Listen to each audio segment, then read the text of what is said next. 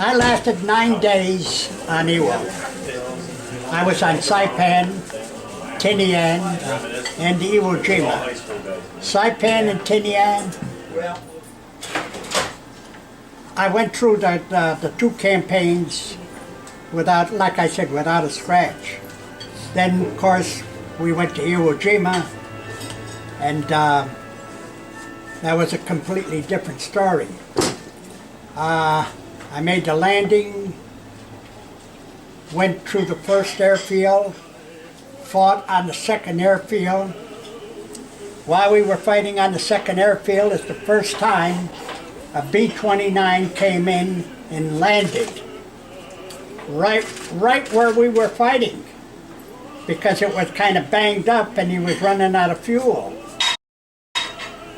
So while he was there, you ought to see these guys running around with the 5-gallon cans, pouring the fuel into the tank. Now, they finally got the heck out of there, and boy, let me tell you something. I was watching that thing take off, and I said, boy, I wish I was going with them. And then we passed one particular battle, which was Turkey Knob. And 2 days later, we came to a place called the Amphitheater.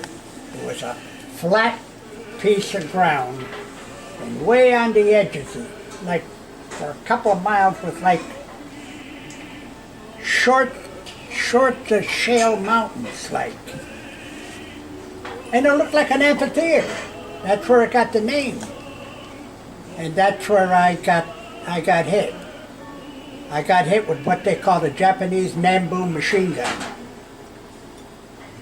As I was laying around in the dirt there, it wasn't volcano ash, but it was dirt because we were far in.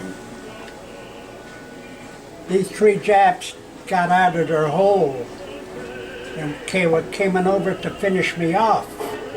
But I managed to hold on to my rifle, and I kept on firing at them.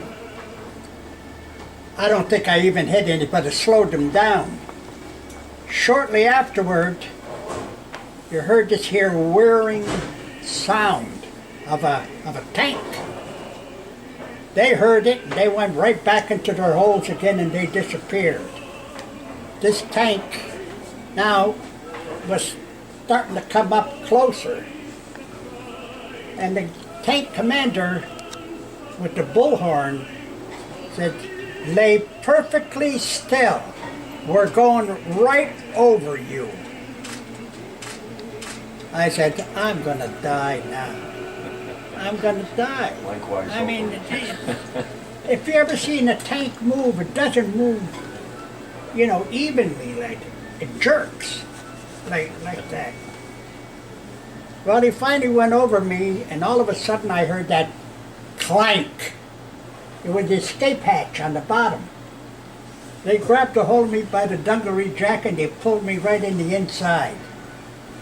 And the one thing I could always remember, they sunk the needle right in my back over here, right in the muscle in the back.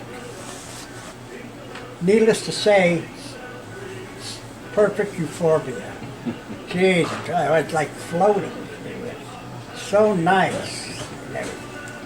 Now the mortars are going off, and this tank has got to get out of there. He gave one blast to this here cave, turned around and went back. Well, they took me to the beach. They got this here shelter half. It was more like a poncho or shelter half, whatever it was.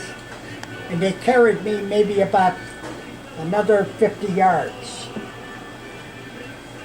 There on the beach. They laid me down. Now the beach is like this, on an angle. Tier after tier after tier after tier.